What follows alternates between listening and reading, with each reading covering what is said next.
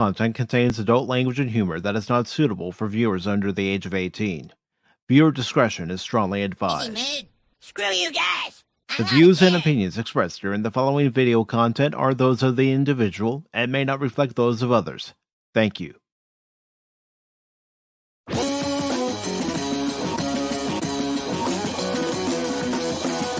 Pop Talk is where it's at, baby.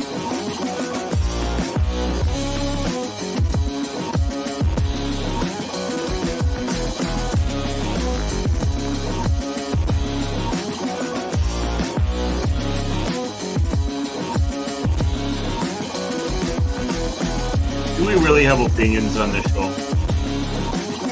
Fortunately. Yeah, what do you think Cash is? Do you think it's just there to talk? Of course he gives us an opinion. You don't really grind my gears. What people don't understand is we're just heads in a jar, like Futurama. No, Mike and I are. You're an AI. But, maybe so. Oh, I can't wait for us I to hate get to break into... it to you both, but my head's still attached to my shoulders. Oh, you get so lucky. Okay, are we ready for 3 hours of acolyte talk? I am, I tell you what.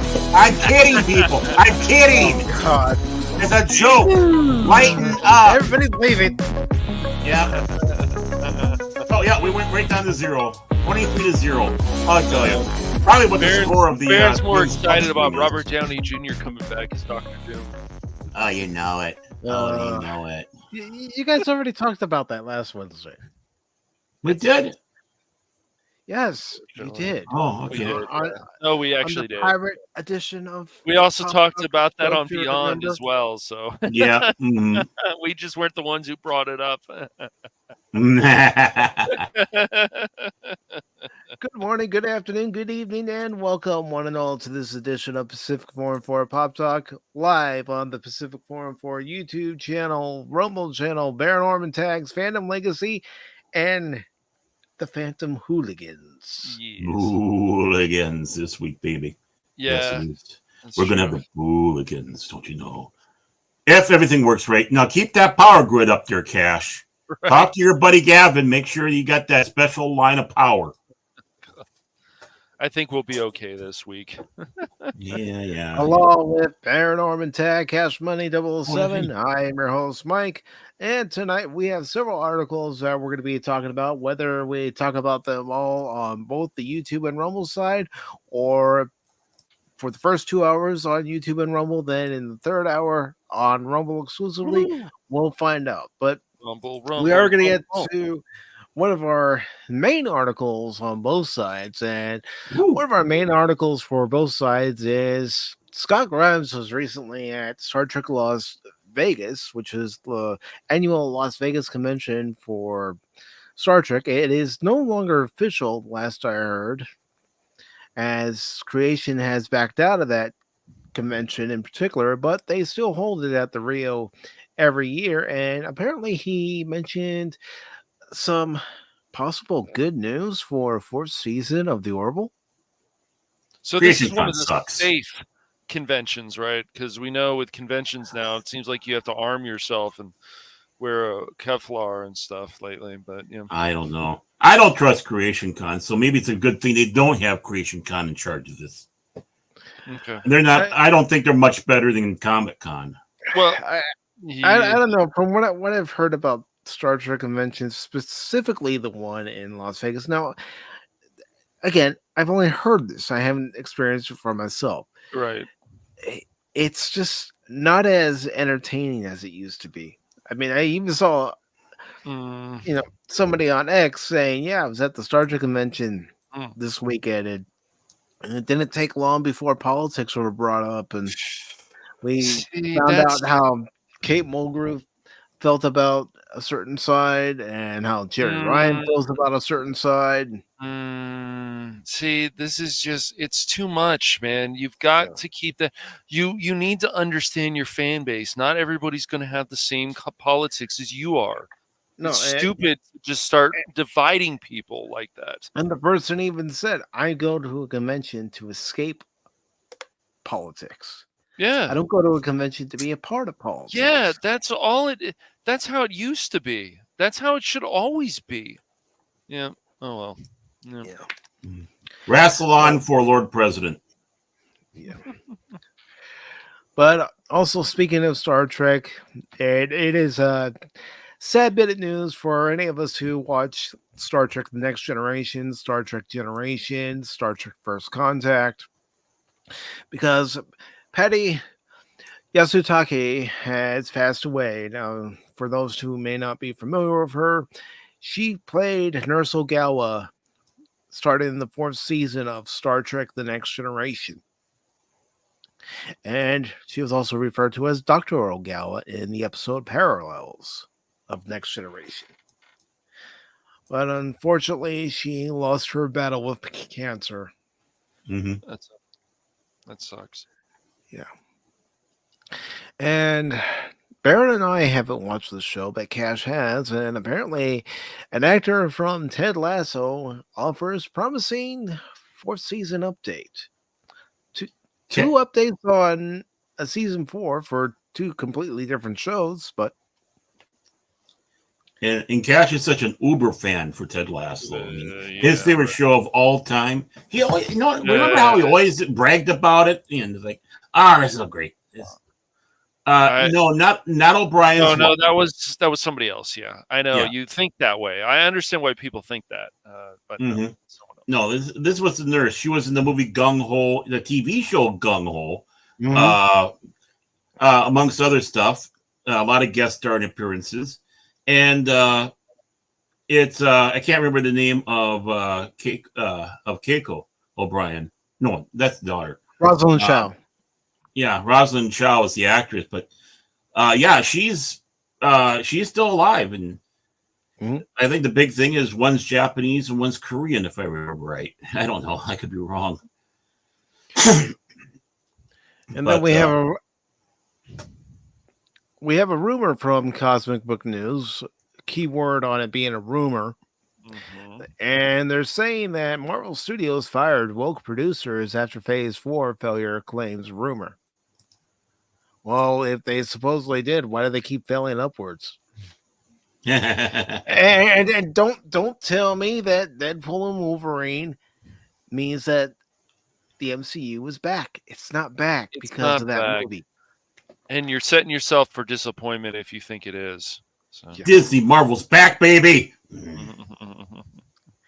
And we have another story from Cosmic Book News where it says Zack Snyder's Rebel Moon director's cuts bombs with critics and fans on Rotten Tomatoes. Did you hear that? Do you hear that? It's amazing. I heard the scream from Norway. Oh, wow. Okay, get ready. Get ready. We're going to be inundated. Especially if we're reading that story when he pops in. Well, we'll find out. And our last story of the night, if we get to it, of course, is from That Park Place, and it says Hoyoverse boycott completely fails as Zenless Zone Zero makes nearly $100 million in July, and Hoyoverse revenues increased by nearly 10%. $100 million. And Padawanabe says thumbs all around. Thank you for thumbing up every channel that you see Pop Talk on. Phrasing. Shut up, man. You keep that thumb away from me. I don't intend on getting any of my digits near you. Not you. I'm talking about Padawanabe. Yeah.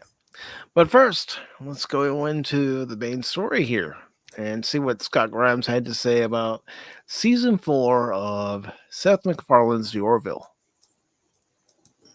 And also, before we go on with the story, hello to Decepticon's Cave of Collectibles. Good to see you, brother. Hey, man. Hope you're doing well. So let me get the article posted on YouTube and Rumble.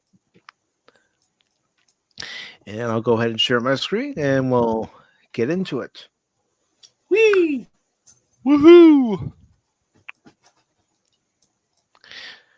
Now, if this is true, well, then I can say I was wrong because of the way the final episode of season 3 ended, it felt like a series finale. So, this article is by Jamie Jurax. It was posted on August 4th, and it says the Orville Season 4 reportedly set to begin production in early 2025. Scott Grimes shared a promising update about the Orville during Star Trek Las Vegas. It's been a long journey for Seth MacFarlane's live-action sci-fi comedy, The Orville. The series first debuted on Fox in 2017, and after 2 seasons on network, the series returned for a 3rd season exclusively on Hulu.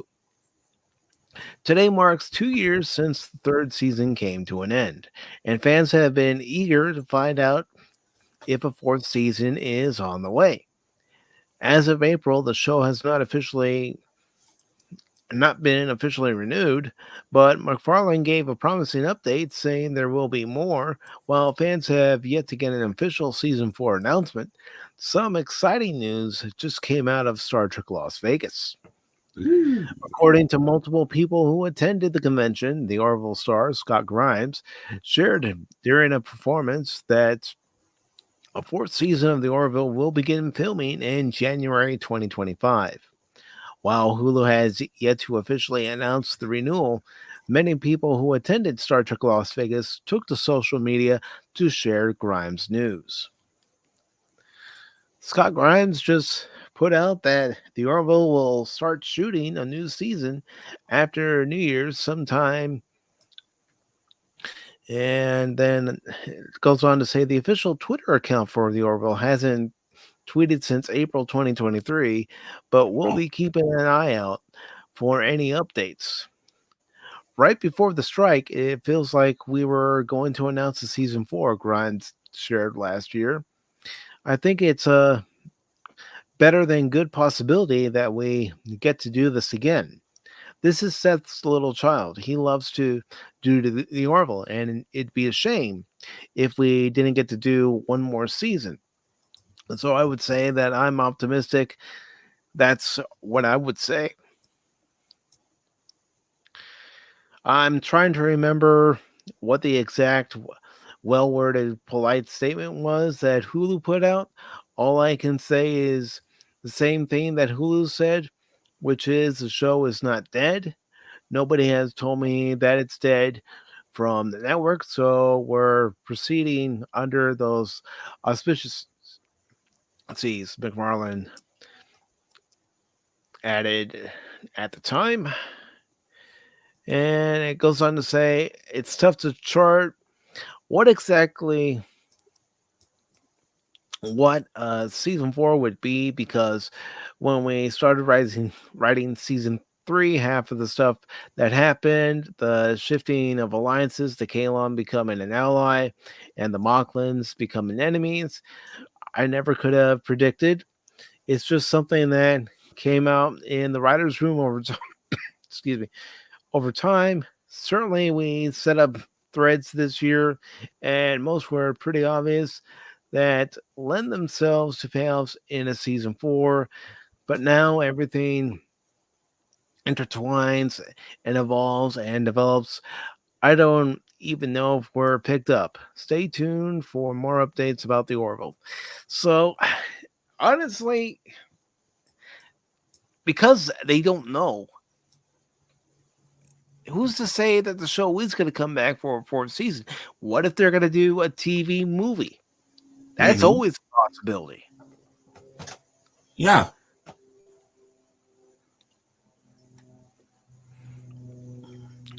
And I don't know. How many people are still interested in the Orville, especially since it has been 2 years since the end of season 3? That's another question you have to ask yourself. A 2-year layoff. Would people still be clamoring to watch, say, 10 episodes, 10 90-minute episodes again? Well, wasn't there a big delay between 2 and 3 as well? Yes. And part of that delay was because of the coup. Yep. The Koopa Doop Doop. I will say this about season 3, Yoram. I didn't enjoy it as much as I enjoyed season 2. Season 2, in my opinion, had the perfect balance of drama and comedy. In season 3, they seem to go more for the political route, like you're saying, and more of the drama and less of the comedy. And if you're doing a satirical version of Star Trek and you Mhm. happen to find that right balance between the comedy and the drama, wouldn't Mhm. you want to go with that? I would think so, but we all have to remember Seth MacFarlane is an activist. Yep. They should have So been that much more like Galaxy Quest, where you had the seriousness and the comedy mixed together beautifully. mhm. Yeah. Yeah, he is, and even as arrogant he is about Family Guy, it's fallen hard, and it's gotten Yeah. more political and more one-sided than anything else. And when any show, especially a comedy, is afraid to make certain jokes that they made before, that's a huge problem right there. Huge problem. So that kind of stuff could unfortunately happen in the Orville. But I know you guys enjoyed a lot of the Orville, right? Just like Spock. I enjoyed it, especially in Yeah. season 2. Even Retro Gamer and Suki here, and it's good to see you, brother. It Hmm. says peak Orville was like season 2, the end of season 1, in my opinion. Then I waited for so long for season 3, I totally forgot. I watched it. I had to rewatch it as of today. I totally forgot. I have to rewatch it.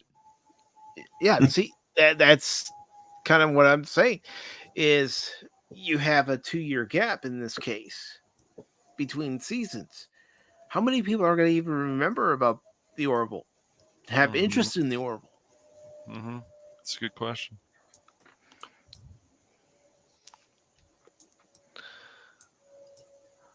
Not much. Just Hmm. doing live streams 4 times a week and hanging out with all of you.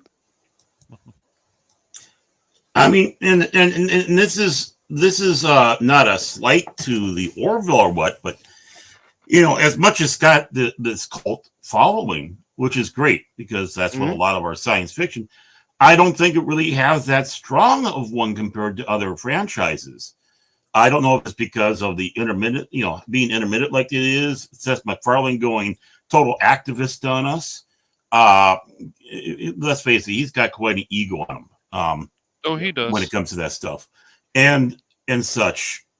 I think Mike is actually right. Do a series of TV movies, maybe a couple a year or something like that, like like you do with Star Trek when it went to the motion pictures itself. Mm-hmm. And that might be the best way to do it. We got streaming service now that is perfect for that, and that way you can focus on one great story instead of trying to have, however that's in the how many episodes do you usually have for a season. You can just focus on one and then focus on another one and just put all your effort into it. Yeah, and I Yeah, think but it's. Mhm. I just. I was just gonna add Mhm, real quick because mhm. there still are some plot threads from season 4 that they could not season 4, season 3 that they could wrap up in a season 4, and one of them has to do with the spider race. I'm not gonna say what it led up to the spider race, but all I'm gonna say is that there's still some plot threads they could wrap up. And when it came to especially the last few episodes of the Orville season 3, just the way the alliance between the Kalons and the Union came together so quickly and was still together even after they did what they accomplished for their goal. It just seemed rushed, and it also didn't seem to make sense when they put everything together. That's just my opinion. And hello to Spock's Friday Nights. Yeah, it did end on a good note. Mm-hmm. And yeah, I see where you're going at, Spot, because you and I have talked about this previously. But do you think 2 years is just too long? I'm going to ask all of you. Do you think 2 years is just too long between seasons for people to have an interest in a fourth season? Maybe they'll have more interest in a TV movie than a fourth season. But then that TV movie would have to be good, like you said, Barry. I don't know. I mean, Yeah. I honestly think peak Orville was season 2. And then, of course, the layoff because of the coup, I think that really hurt the show. Yeah. And now if they even do another season, it's going to be even longer between the two. Yeah. It's perfect to start off fresh in that one sense of the way and just focus on maybe doing a couple movies a year and go that way. Yeah, that way that should hopefully make everybody happy. Yeah, and I think it's funny that there's still people out there that say, "Oh, well, the Orville is just a ripoff of Star Trek. Why can't it just be a tribute to Star Trek?" That's exactly what it is. It is a tribute to Star Trek. That's how I Seth feel MacFarlane's about homage. it. Yeah, I don't. He created the Orville after Les Moonves denied him on creating a Star Trek series. So he created his own series, and it was the Orville. Mm-hmm. I mean, even Seth MacFarlane was in an episode of Enterprise. That's so crazy. Yeah, a couple of episodes, actually. Yeah, that's right. I guess he was. It's just so crazy. It's great. No, because he's a big Star Trek geek. Mm-hmm. He is. I mean that's how he had like the Star cast Wars. Next Generation. Mm-hmm. Yep. Come back for an episode of Family Guy, and in that episode where they stop at McDonald's and Michael Dora wants a McBLT. Yeah. and with Denise Crosby, Stewie kills her. Yeah. Yeah. So I mean, but the Orville made a lot of people happy. So, but it did. I understand. But I do agree with other people. You push too much politics in this that doesn't need to be in there. That doesn't add to the story. It's going to become a problem. Did you guys feel that way more? Did you still enjoy season 3? I know Spock did. I've talked to Spock about that. There was some episodes I enjoyed more than others. To be honest, I mean, Jet Sparks brings up the fact that we find out that Ed has a half Krill daughter in Gently Falling Rain, and I agree with you, Jet. I would like to see her integrated more into the series, and I would like to see, the relationship between Bortus and the crew, how he and Clyden have gotten back together, and of course the Mocklins are now the enemies of the Union. And then, of course, you had Alara come back in this season finale for season 3, or as I've been dubbing it, the series finale. Mm-hmm. And then you have Talia, and so there are avenues they could take a 4th season, but the thing is, will Disney support them? Right, because exactly. you have to remember that the Orville is under the Disney umbrella. Yeah. Well, with the way Seth MacFarlane's been basically a wokey pokey, they'd love to. They'd love to. I mean, they have no plan. I mean, Family Guy's still under Disney, so yeah, because they own 20th Century Fox. Yeah. Yeah, and the thing is Doctor Who isn't doing Disney much good, so this is their chance to at least try to poison people's minds with Seth MacFarlane and encourage them on to drag the show even more into mediocrity. And reason why I say that is when you're using the show for activism, that's what's going to happen. And he should be encouraged not to. Messages is one thing, but going out and preaching and belittling people and And I'm much more intelligent than you. You should listen to me. You don't know anything, Right. which Exactly. he really is good at. Yeah, yes. And Retro Gamer Yazuki has a good point.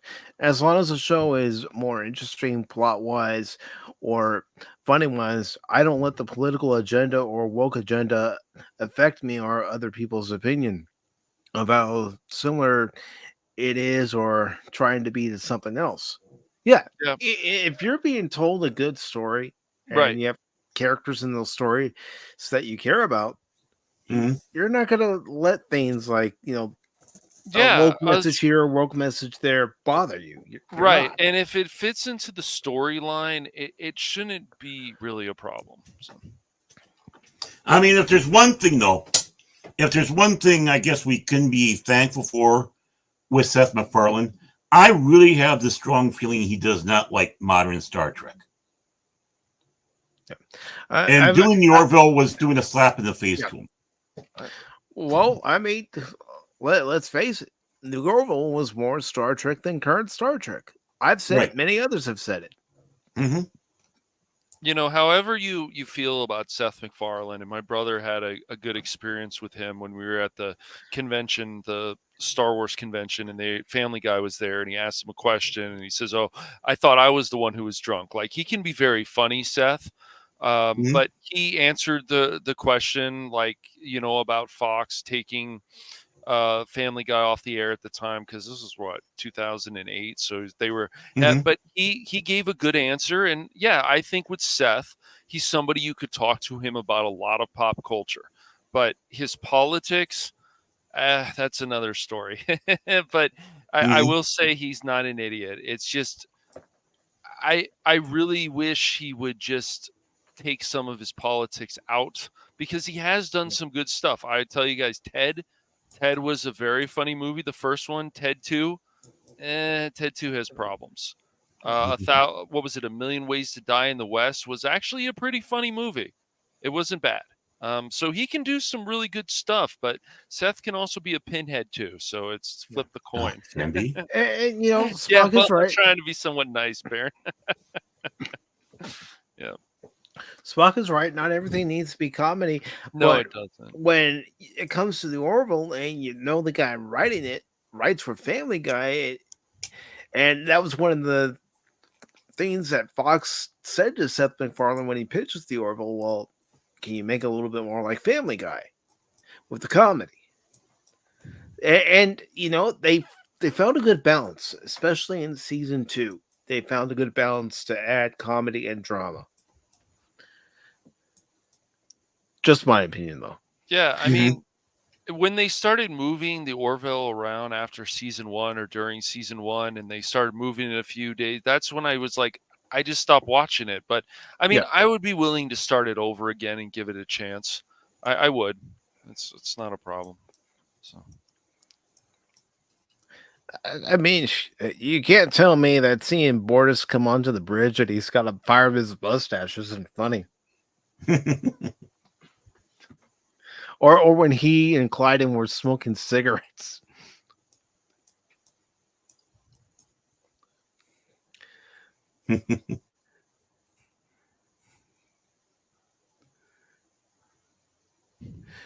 I could see that. I could see that.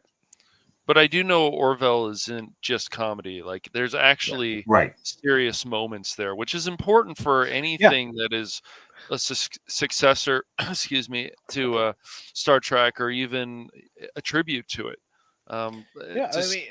Season 1, it had about a girl. Clyden and Bortus, they have a child. And she's a girl. Well, Moclan society is all males. Females are forbidden. And against the wishes of Bortus, Clyden changes Topa's sex from female to male. And then, of course, in season 3, it's reversed. Yes, another spoiler. Doesn't matter. What?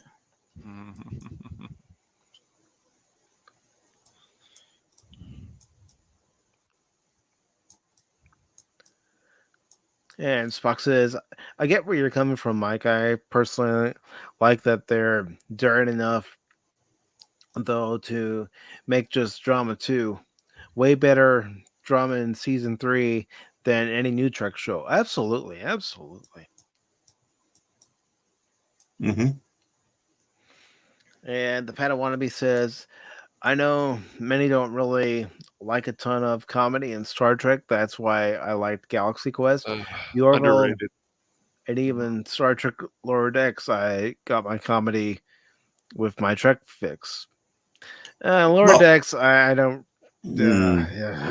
not Lower Decks, but Galaxy Quest definitely, and really, Galaxy Quest isn't really that underrated because You don't think so? it's I been just don't think always that many people people have. know about it. Well, when it comes around to when people ask, our Star Trek fans are asked what they think are the best Star Trek films, Galaxy Quest somehow worms its way into several of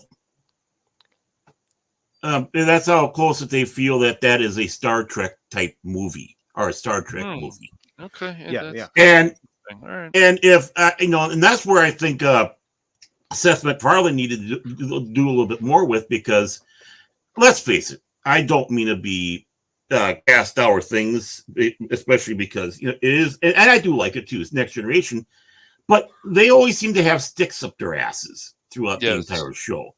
That's why where you have the quote unquote humor with the Orville, it's more natural, more relaxed, but still professional, right?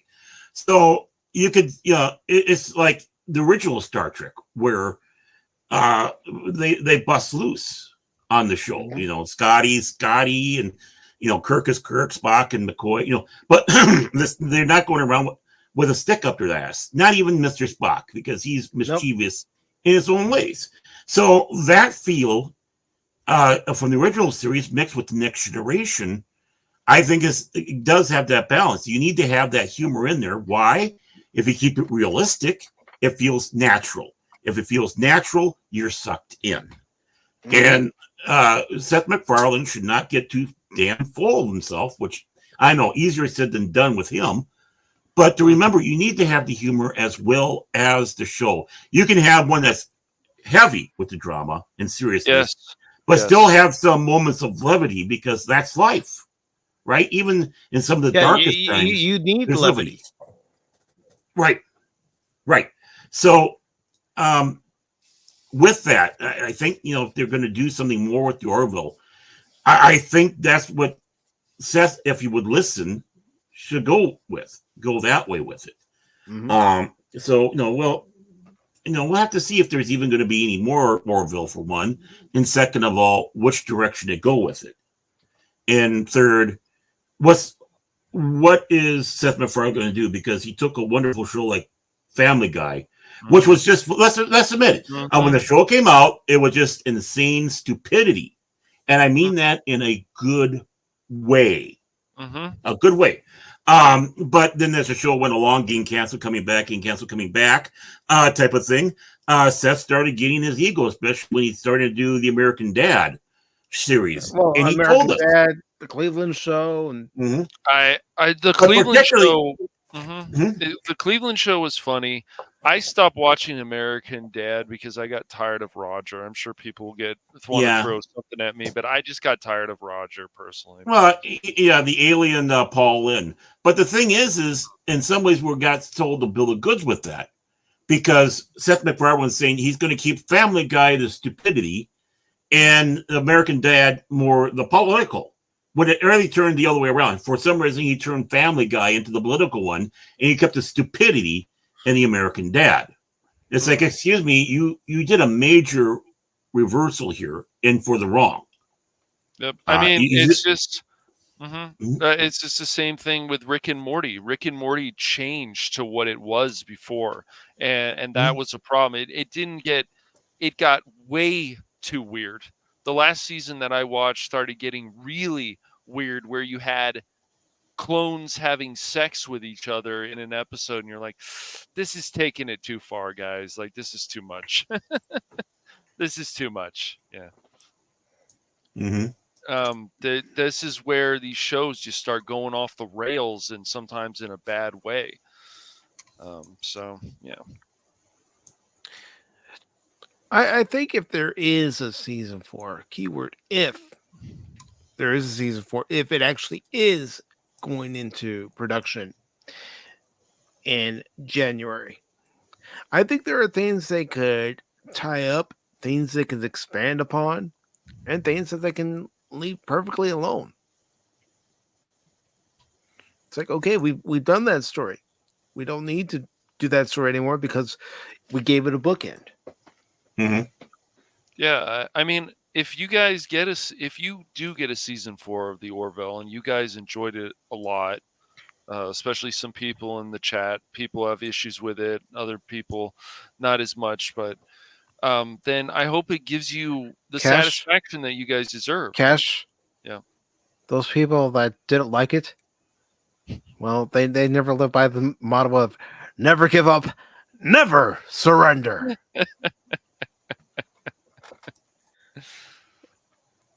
That's got to be a watch party one of these days.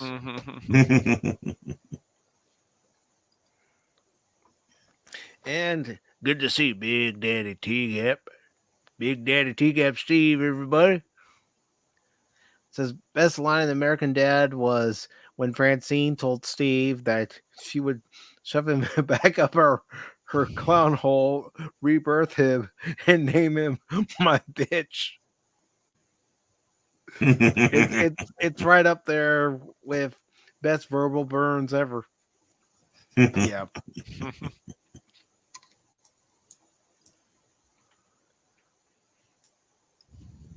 Spock says it would be nice to visit Earth some more Earthbound alien crimes could be cool. Yeah, it could be. Mm-hmm.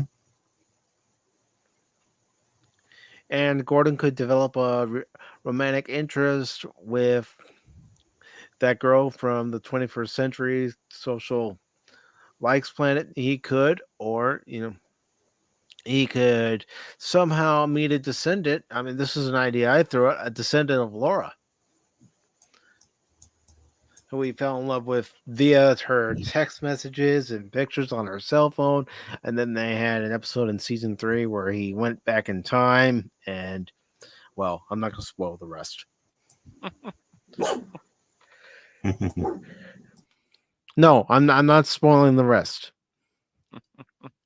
And Retro Gamer Yazuki says, Galaxy Quest for the win. Yes. Yeah, definitely. You will save us. I'm sorry. I'm sorry. It's a good movie. It's what I enjoy. So it is, man. It's a very good film. Mm-hmm. Quality cast. Oh yeah.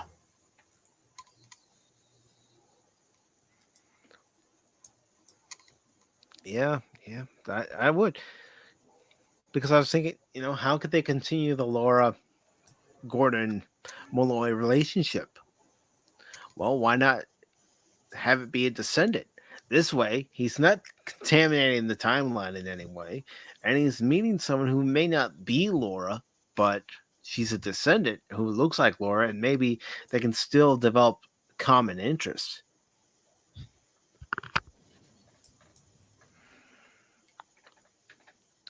It was just an idea I have. Hey, Seth, if you like it, let me know. I'm easy to reach.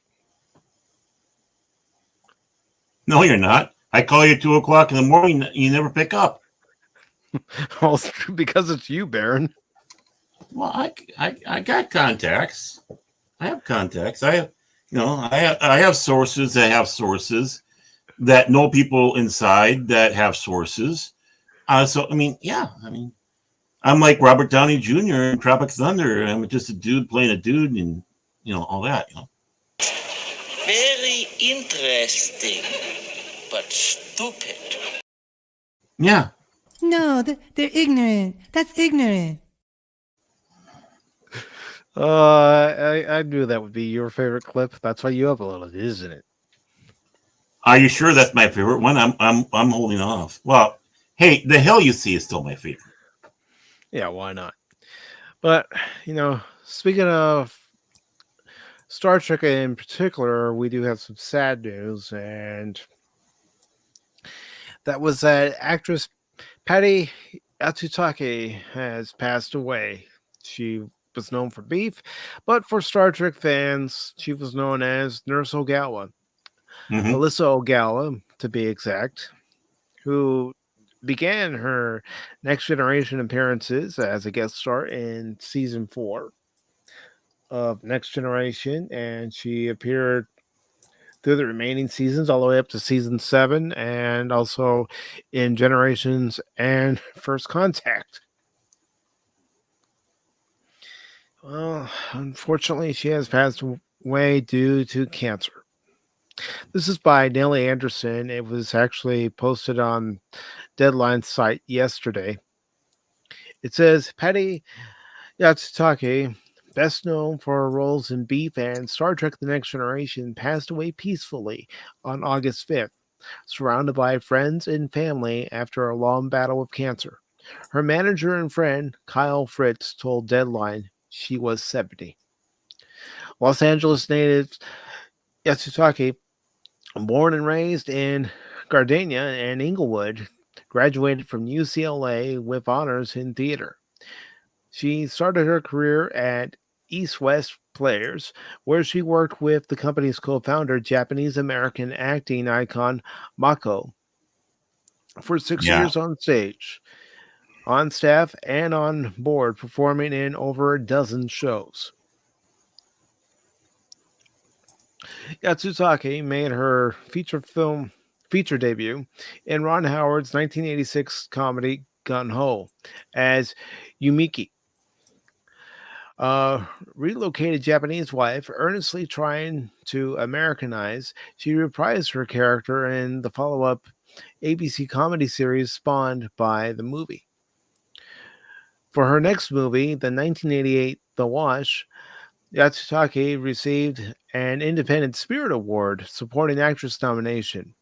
Her resume also includes films Drop Dead Gorgeous, Blind Spot, The Road to Galveston, and a slew of guest starring appearances on such series as The Closer, Grey's Anatomy, Bones, Flash Forward, The Unit, and Cold Case. Yatsutake's last TV role before her death was one of the highest profiled ones in her career. She was a series regular on Netflix acclaimed limited series Beef, playing George's mother, Fumi Anaki. She also played Nurse Alyssa Ogawa on Star Trek The Next Generation, a role she later reprised in Star Trek Generations and also Star Trek First Contact. Hey, at least she dodged the Nemesis bullet on that one. Yeah. Whew. And even Insurrection. Mm-hmm. Spanning 3 decades, Yatsutake's theater work included stints at New Mexico Repertory Theater, American Southwest Theater, Los Angeles Theater Center, San Diego Repertory Theater, Manhattan Theater Club, South Coast Repertory Theater, and Westwood Playhouse, now the Geffen Playhouse.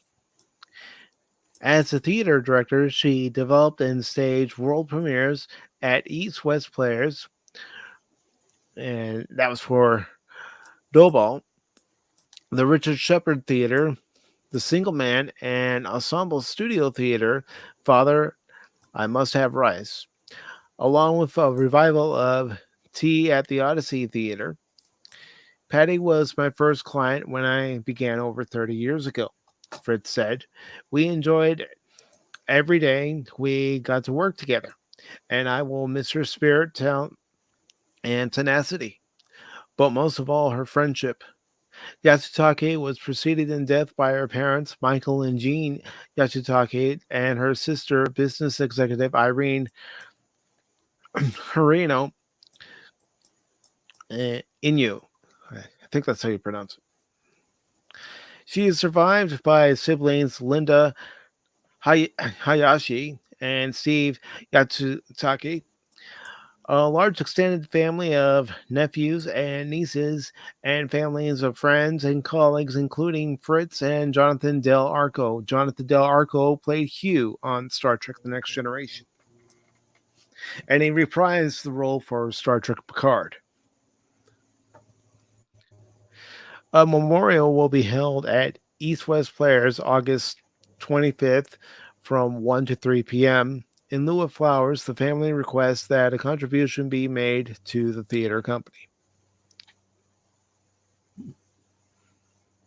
May she rest in peace. And on behalf of all of us here at Pacific414 and Pacific414 Pop Talk, we send our condolences to the Yatsutake family on the loss of their aunt, their sister, their friend, and also someone who I like seeing when she showed up on Next Generation.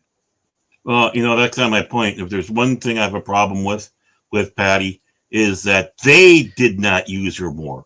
They should have used her more in that show. She was a great side character. What I mean that is, obviously she's more not one of the main cast, but that's the only problem. It's like they underused her, and she should have been in there before fourth season. Yeah. It's great with these characters. It's like Kyle in the original series, or some of the others where, they're not very prominent, but they do have like them. You see them. They have names. They have some lines, and even made it into one of the movies with Kyle, particularly. So yeah, I mean, when you see someone like Reginald Barkley show up in an episode of Next Generation, you're wondering, what's this episode going to involve, and how's he going to play a part of it? When you see Alyssa, and you got to learn about her very little. Right.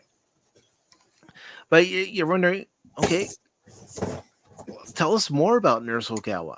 What did she like to do? We knew that she was married because when, gosh, what episode was it? There's an episode where everybody's having old injuries that are healing themselves. And, at one point, Geordi's vision regenerates. And you have Nurse Ogawa go into sickbay because she lost her baby. I'm trying to remember the name of the episode, but I believe it was the 7th season, 6th or 7th season. So you knew she was married, and of course, she was actually one of the main characters for the episode Lower Decks. Because, in that episode, you have these ensigns who are all trying to prove themselves in their different departments so they can be recommended for a promotion.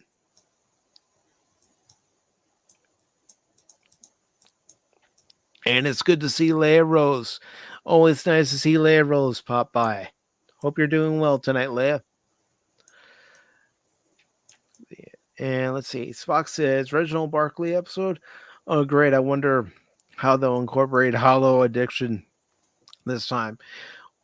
Yeah, that was the thing about old broccoli.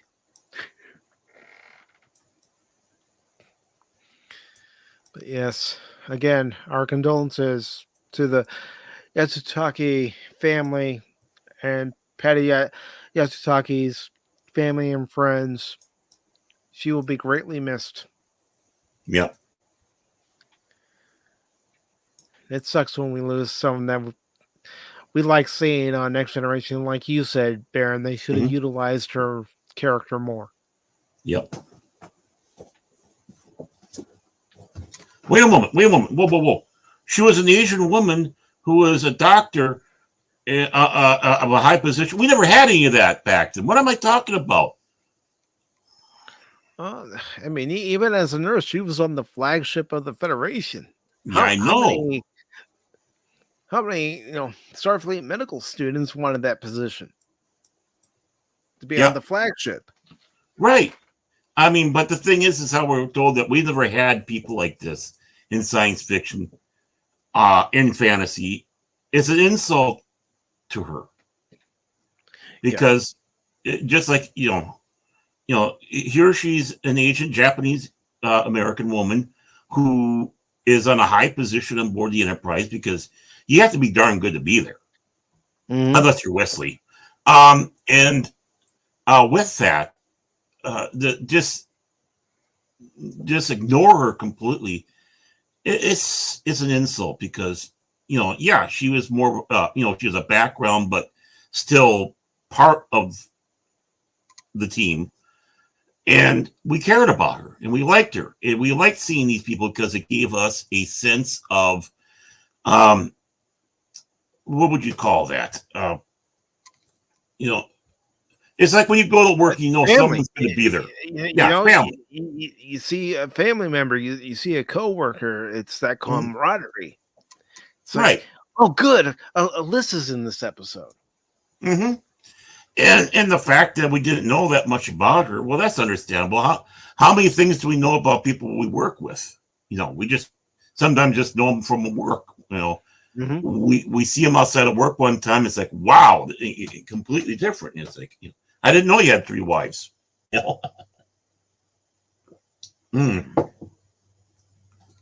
So, yeah, again, a strong female character that we never had. Well, according to modern day, we never had it. Yeah. But we have.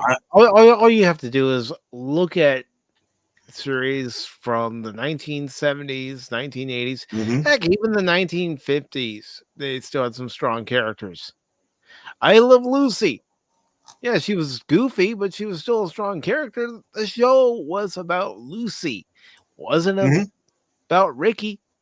Wasn't about Fred. Wasn't about Ethel. It was about Lucy. Right. A redheaded Irish girl. But take a look at Ricky Ricardo. I mean, if you want to sit back and say that was a bit of a mixed marriage because, Desi Arnaz came from Cuba. He did. Came up here. He made good. He was one of the most powerful men in Hollywood alongside Lucille Ball. He's also the reasons why we had a 3-camera TV show. There was, I remember my professor telling me about that. It's very interesting. It was like revolutionary at the time.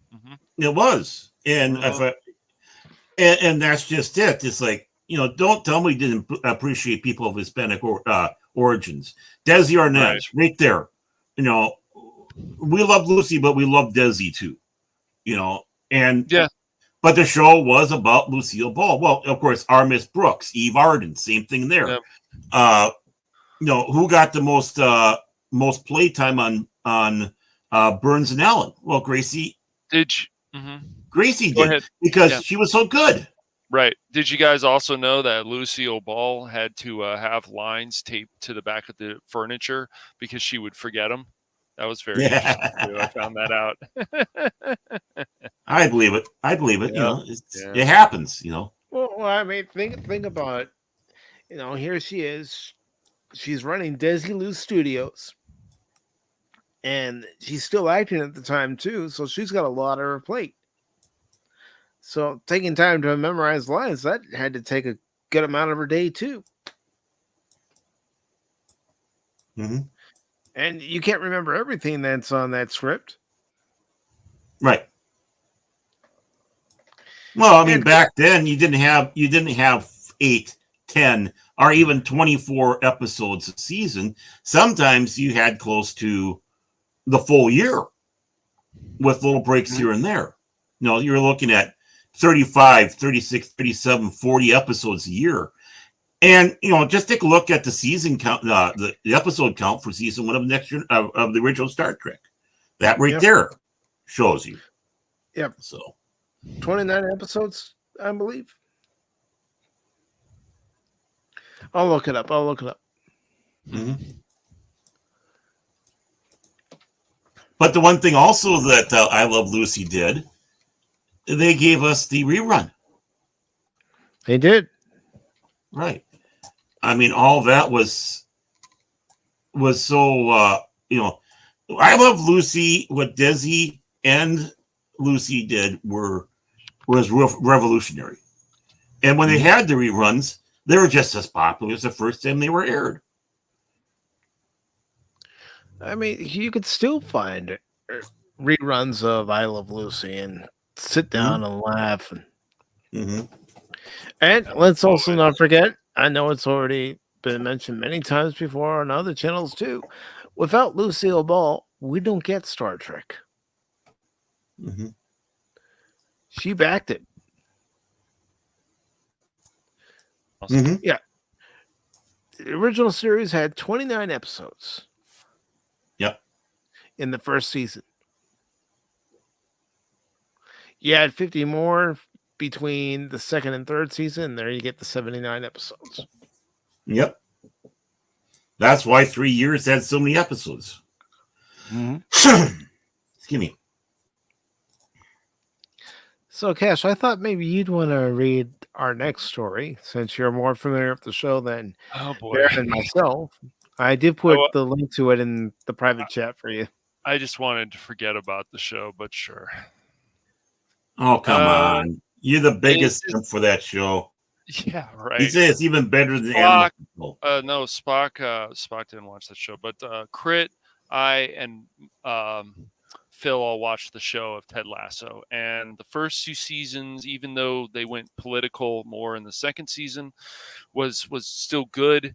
The third season, they dropped the ball with a lot of things, including who Ted Lasso got to be with. So there was also some weird lesbian relationship, which we knew the character Keeley was actually bi, but the relationship felt so forced and stupid that it was just embarrassing. But yeah. Okay, so we got an article here. Let me post it in the present. No, I'll go ahead and share it, right. and I'll just go along as you read it. Okay, so we got some crap to talk about Ted Lasso here. As I said, if you're gonna watch the show, the enthusiasm there, and you hear it. No, if you're gonna watch the show, I would recommend watching season 1 and 2 and forget about 3. Okay. I really would. So we got an article here from CBR. No, I don't care about the author's name. After wow. Yeah, that's wow. Right. Yeah, wow. Usually I try to read the author's name to give the credit. Yeah, the byline. Come on, man. Yeah, didn't your dad teach you anything? She can suck it, man. You heard me, Baron. She can suck it. Anyways. Wow. You know what? I think Jace is kind of rubbing off on him. The byline is by Charlene Bassite. Bassite, yes. Charlene Bassite, yes. I guess we'll say her name. But anyways, so after Ted Lasso aired the final episode of its 3rd season in May 2023, fans have been hoping for news about new episodes. While nothing has officially been confirmed, actor Mohammed Hashim says a 4th installment. What? I said, bless you. Oh, okay. Gesundheit. Yeah, and like I said, you know, if when you're reading these articles, if you don't know these names, Google can help you with stuff. But anyways, says a 4th installment might still be in the cards. Oh boy. Okay, so since Mike brought this to my attention, okay, what happens with Ted Lasso in season 3? Crit and I and Phil were all like, what the hell? Because he didn't end up with this woman, Rebecca, who's the blonde lady who owns the team. Her story and the man that she ends up with doesn't make any sense because the way that they were connecting the dots, she should have ended up with Ted Lasso, but you know, Ted Lasso decided, spoiler alert, to go back with his wife and basically be a cuck. I hate to say it, but that's basically what happened. The 3 of us didn't understand this, and I know other fans were confused about this as well. But anyways, speaking to the direct, Hamish, who had a reoccurring role as a Swiss midfielder, Mo Bumbercatch in the series, said definitely, yeah. Said he definitely doesn't think this is the end of Ted Lasso.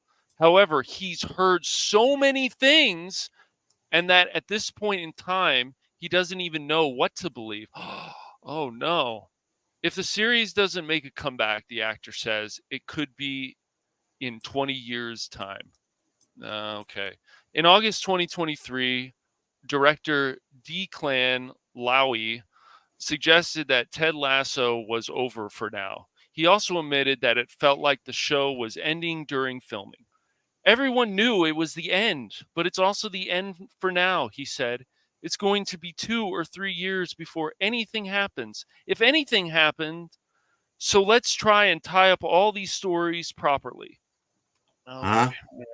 yeah. That sounded like word salad. Yeah, that's word salad. This is this is what fans hate, guys. Okay, they hate all this word salad. Just be clear about this. We're not sure that this show is happening.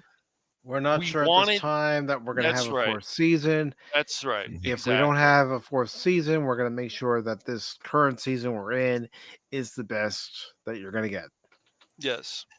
Well, I mean, I think we found one of Kamala's speechwriters. Right.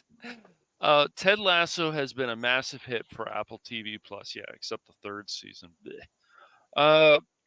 I've been trying to remember how the script was delivered because I've been, oh my God, all this fucking word salad all the time. I've been feeling I might have gotten a big chunk of it, and then there'd be more coming, but I didn't know how much more yet, Lowy continued. I was like, there's a lot of typing up to do. And then Jason Sudeikis gave me the remaining pages, and it was like, that's what he's doing here. My gosh, dude. What the? Okay. You did this just to fluster him, didn't you, Mike? I figured since he knows more about the show than I do, he could read the article. Yeah. Despite the series ending over a year ago, Ted Lasso has been breaking records for Apple TV Plus. In January 2024, Nielsen streaming data revealed that the sports comedy drama was the most watched original series of 2023, with over 16.9 billion minutes viewed. Jeez. The series beat out shows from other streaming platforms such as The Night Agent, Guinea and Georgia, Virgin River, and Tom Clancy's Jack Ryan, which I still need to watch. That's the one on Amazon, right? Yeah, that's the one on Amazon. Yeah. With the guy from The Office. Yes. Mm-hmm. Yep. John Krasinski. Yeah. Created by Jason Sudeikis, Bill Lawrence, Brenda Hunt, and Joe Kelly, the series tells the story of an American college football coach, Ted Lasso Sudeikis, who is hired to work with an English soccer team called AFC Richmond. The team's owner, Rebecca Welton, secretly hopes Lasso's inexperience will cause them to fail. However, his folky optimism and unique leadership style led to unexpected success. Unexpected success. All right. Wow. That sounds like the plot line of Major League. Right. Yeah, I know where you're going with that. So just so you guys know, Ted Lasso, of course, like they said, he's quirky. Rebecca wants to bring him in. I know, I get it. Because of you bring in a bad team, so you want them to fail so you can sell the team. I see where you're going with that, Mike. That's a good point. Yeah, so in this, it's a soccer team, and Rebecca wants him to fail. But the difference is Rebecca learns to like Ted Lasso, and they start building this relationship. And that's why I think at the end of season 3, they should have ended up together. But no, the writers of season 3 felt, oh, no, we can't do that. It was a very big missed opportunity, in my opinion. The series became an instant hit following its debut. Season 1 earned nominations for 20 Primetime Emmy Awards, with Sudeikis and his co-star Hannah Wagingham and Brett Goldstein taking home trophies for their performances. Sudeikis also won the Golden Globe Award for Best Actor in a Television Series Musical or Comedy and the Screen Actors Award in the same category. All 3 seasons of Ted Lasso are available to stream on Apple TV Plus. Oh, but there's other places that they're available too, but we'll just leave it for that. We'll let you guys find that out if you want for yourself. Yo ho, da da da da da da. Yeah. Arr! Yes, you can find some good stuff on Apple TV Plus, guys, but there's also stuff on there that, you don't have to care about. But yeah. Apple TV Plus does have good content. Now, it's another streaming service. Streaming services, man. There's too many of them still. Far too many of them. There's too many of them. But I swear Mike gave me that article just so I could turn into the Hulk. But I have a lot of mixed feelings about this show, just like Phil and Crit, because just missed opportunities. And you are right, Mike. If you spin it around, it's that you're looking at a major league plot to some extent with soccer. But the difference is that Rebecca actually ends up liking Ted. So, Unlike Rachel, who hates the team and right, wants to move them down right. to You Florida. got it. You got it, man. Right. Mm-hmm. Yep. It's like when Wild Thing Bond comes up. I hate that song. I hate that fucking song. Yeah. Oh man, yes. But of course, some of the great parts was Corbin Burnson as Yes, Dorn. Dorn, Saying, dude. Yeah. I have it in my It's in contract. my contract. I do not Yep. have to do this. And then Brown I know. pisses out his contract. Yeah, that's when bathroom humor works. Those kind of scenes right there. Mm-hmm. Yes, But the film was rated R too, it is. so they could get away with Exactly. it. Now, Well, Major League 2, that was PG-13. Yeah, it was pretty good, but it was not as good as the first one. The first one's still the best. You have no cojones. Yeah, No you have no marbles. balls. You got no That's marbles. right, marbles. Huevos. Marbles, yeah. Balls. Yeah, I know. There's some No, really parts in that. it's kind of interesting because I was watching. I think it was Sky News was showing the segment. Yeah, where they were talking about Vince Vaughn and how you can't. No, it was on Gutfeld yesterday because it was part of the panel. Nice. Yeah, and they were talking about that. Vince wasn't on the show, but they were showing a clip from an interview about why you can't do R-rated films and they can't be funny no more. Right. The one guy that's on the panel, he starts saying, we were just all sitting around talking about, these films like Hot Tub, Time Machine, and this. He goes, and I go back all the way to Airplane, and we all were saying, we can't do that anymore. And it's like, why? Right. But he kept on calling it an R-rated film. The funny thing is, Airplane isn't an R-rated film. And I want to make sure I'm saying that right. Hashim. I want to make sure I was saying that right. Hashim. Well, let's not forget. What was considered PG back when Airplane came out isn't considered PG now. Look, no, exactly. It's just they don't. A lot of these comedies fall flat because they're like, oh, did you guys see all the bathroom humor? Oh, it's so funny, ha ha ha. But they forget about all these different situations where a gay person says something to a straight person says something back to the gay person says something back to the straight person, like they did in some of these movies. I'm thinking I can't think of the movie. It'll hit me. I Love You, Man. There we go. I Love You, Man, because they had like gay characters in that. And it was very funny. And Paul Rudd does these funny movies, but they have a good heart to it. It has a good story. You got Lou Ferrigno in it. I mean, and he was funny as the Hulk. And he's like, oh, hey, Hulk, you better calm down. You better calm down, Hulk. He's like, I don't appreciate you saying that about me. It was just funny. Like these situations are funny. And then he put him in a headlock, and then they made up, and it was just nice. But they don't care about these things anymore because this is offensive, and this is offensive to so many people. It's crazy. We got to get away from that. Comedy can be offensive and be funny at the same time, and it doesn't just have to be bathroom humor. Just to throw in bathroom humor, isn't that funny? Ha ha ha.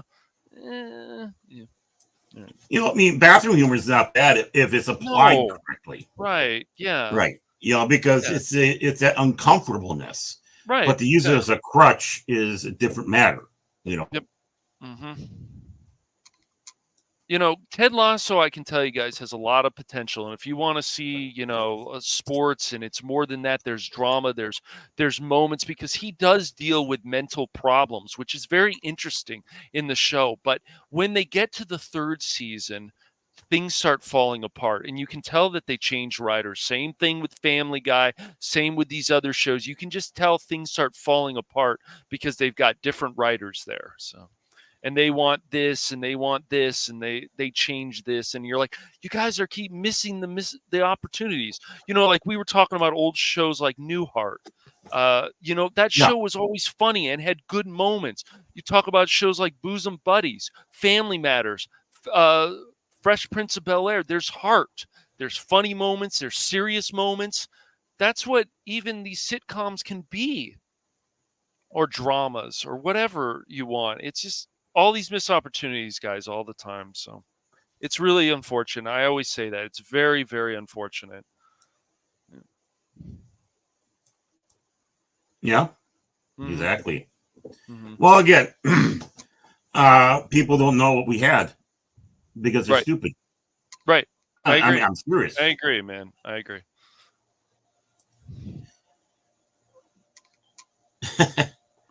I mean, I don't know what to say. I mean, we take a show even like Alvin and the Chipmunks, and then in the live action, they have poop jokes in it. You're like, no, that's not ever what Alvin and the Chipmunks were, or even one or two. Same with the Smurfs. However you feel about these shows, you guys, this is why the writers, this is why when you're talking to someone outside from Amazon or something, and they say, I don't understand what the fans want. Once again, did you ask the fans what they want? The fan base that have enjoyed these projects, or even something new. Hey guys, this is what we're thinking about doing. Okay, well, let's build on this. And as I said, Baron, they are so worried about failing or being a failure. It's like, dude, you guys can fail, but something else can come out of it. Oh yeah, I mean, that's just it. And Vince was talking about that. Is you need to take risks, and just because one of your risks failed should not be an ending of your career. You took a risk. It didn't work out, but you still have, you have something to base a career off of. One mishap, so what? You can't always have hits. You can't always have the greatest. Exactly. And you can't. You just can't. And now, what do you think? You've had 12 great films with us, blockbusters, but this film did bad. Okay, we don't need you no more. Exactly. Idiots. And yeah, like I said, and I'm sure even Phil in the chat would admit this, that there's a lot to like about Ted Lasso. There really is. Especially season 1 is the best, I would say. Season 2 was still good, but season 3 falls flat, and we've seen this with other shows. It's not just shows like Ted Lasso, but well, you and I recently saw a new show. We watched all 10 episodes of this. We did. And I know some people may like Cape Crusader. I thought it was mediocre. Me too. After watching all 10 episodes, I thought it was mediocre. Now, I will say, the last 3 episodes should have been the first 3 episodes. Exactly. Well, it just shows people don't know. Right. And it's just like, I would love to sit down with Bruce Timm and even J.J. Abrams. It's like, you guys still understand what this show is supposed to be. And if you want to push boundaries, especially one that takes place in the 1940s, you can push boundaries, but you guys also are in some fake utopia, because I'm sorry I hate to break this to you, but 2 women even kissing in a restaurant, people would raise eyebrows. People would have said something back then. Just saying, that's just reality. Yes. They may not have said it out loud, but you would have heard the whispers. Did you see that? Did you see what those 2 women did? What? Yeah. And again, one of my problems with the show is their lighting choices, their shading choices. Yes. All the characters who are white, they're always in the light, but you get a dark character, someone of a different ethnicity, they're always in the dark. And even when you have scenes where you got a window open and the sunlight should be shining right on the character from the angle where they're sitting or standing, they're still in the dark. What? Who animates like that? Yep. It's like Cash and I went back, watched the animated series, and watched Batman, the Bold and the Brave. Yes. They had better decisions when it came to their lighting and shading than Cape did. Crusader did. They And did. the stories were more interesting for those shows than they were for Cape Crusader. They I'm were. sorry, I mean, Cash. I was bored I watching that know. Catwoman episode. I know, man. That episode was boring. And this whole thing about, like, I don't know if there's something in the comics about that. I'd have to go look into that. But she's like rich and then she goes broke. And then, you know, she has to steal. Like, it just, and then the way that episode ended, yeah. Yeah. You know what? Catwoman story should keeping an eye never. on it, Bill. I am keeping an eye on it. Yeah, It's supposed to actually come near our area late tomorrow night into Friday morning. So we'll see. Yeah. Well, you know, all I gotta sit back and see is it was nice doing you, Mike. Shut up, Aaron. Oh, man. Just trying And to help. hello, the Ghost Rider. Good to see you. Oh, please. You're thinking, come on. I want the show. I want the show to be mine. Well, I'm glad to hear that. I hope you have a nice rest. Yeah, seriously. It's probably my docile tones. You can sleep, stuff up your pillow, masturbate to your waifu pillow. You know, that good stuff there. Just sit back and relax and enjoy. Because, you know, Yeah. it's our specialty. It's our specialty. So We appreciate the haters. It's all good, man. I don't. And all I just gotta say is you can't please everybody. Nope. No, and I just gotta sit back and say, just remember, don't sneeze when you're giving a blowjob. That's all I gotta say. So. What? I'm trying to be nice here. I'm trying to be diplomatic. I'm trying not to be rude. I'm just giving helpful advice. Helpful advice. That's all. That's great. That's all. Because, you know, I'm a great guy. Well, I'm I'm sorry you don't like it, Gabriel Discordia, but, you know, not every live stream's going to be a hit with everyone. That's right. Yeah. Well, actually, to be honest with you, it's never a hit for me. So. Yep.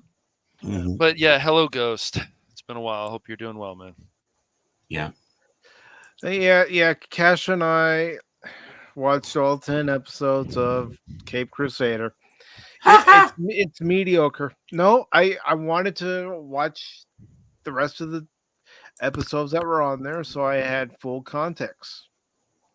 So I didn't just go by what I saw in the first 2 episodes and start speaking out of my ass. Yep. Well, let's face it, this was you. I don't want my pain taken away. I need my pain. It wasn't that bad, but it was. There were times Was that it? were like, yeah. I mean, there was even an episode that it was like a wannabe Wednesday. I swear it was. It was ridiculous. It stinks. Ghost Rider, you're 100% right. Even hater interaction is interaction. Yeah, it is. So, Gabriel, thank you for stopping by. Sorry we're not your cup of tea, but that's all right.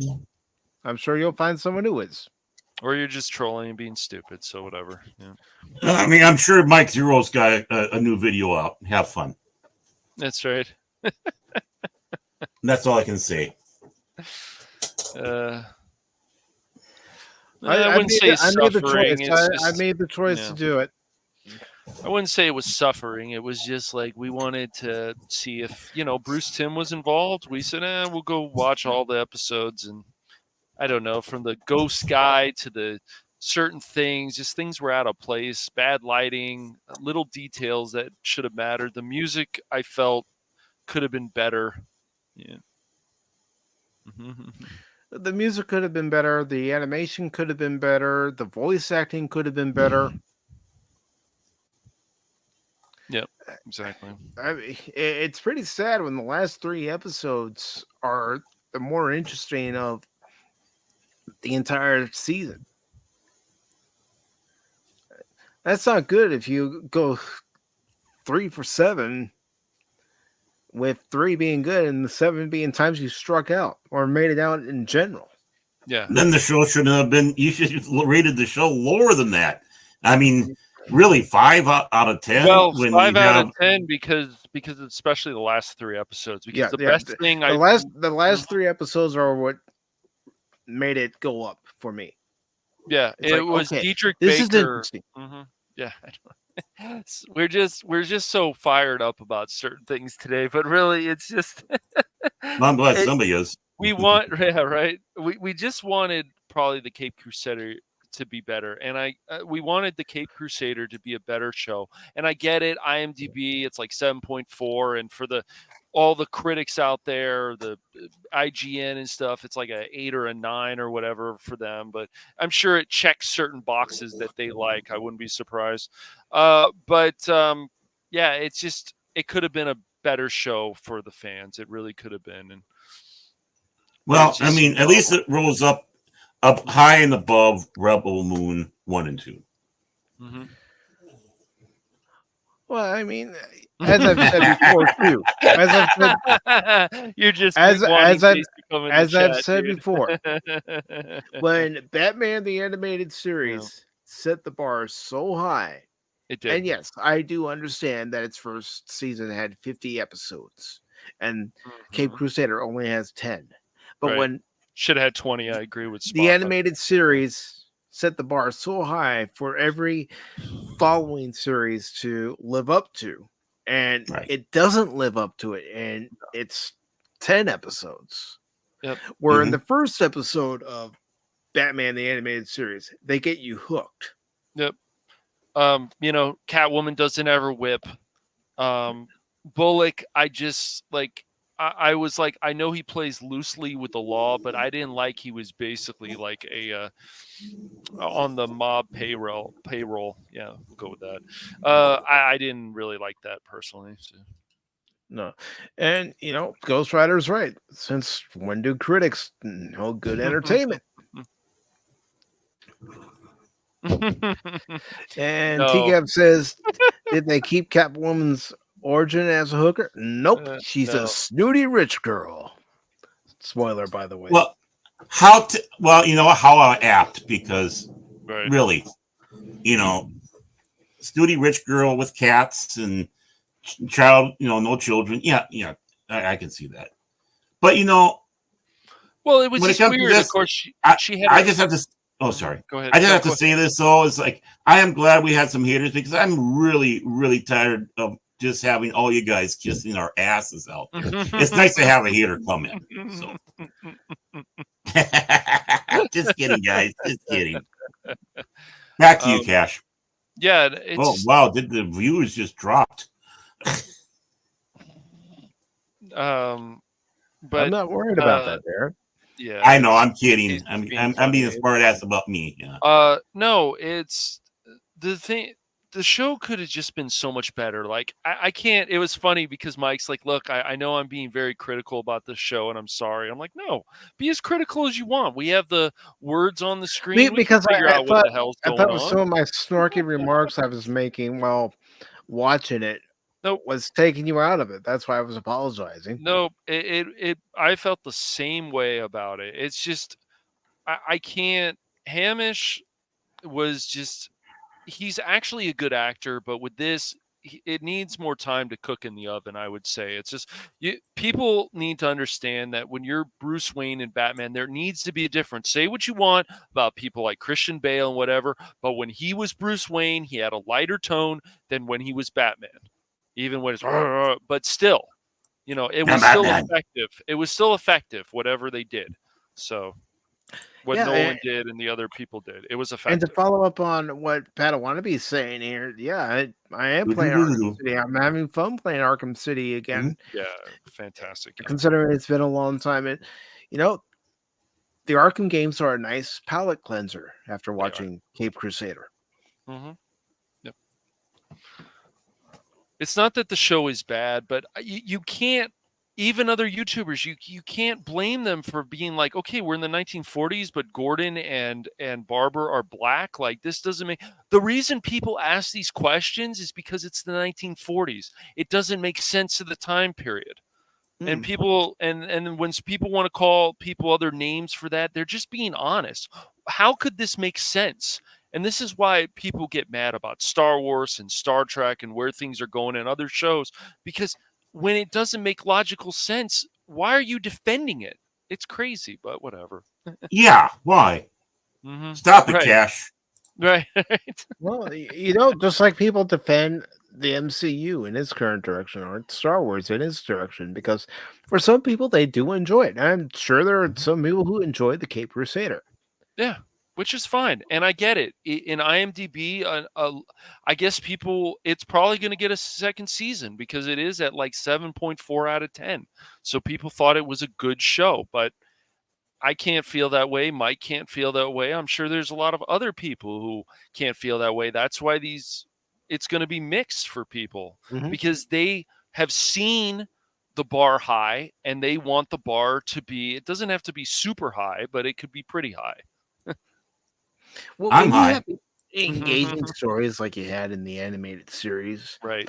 where you were interested to see how a single episode would end or the multi-parters that they had would end, and you're invested each and every day to turn on your TV, even if in my case I was doing the homework, I still had the series on in the background so I could listen to what's going on.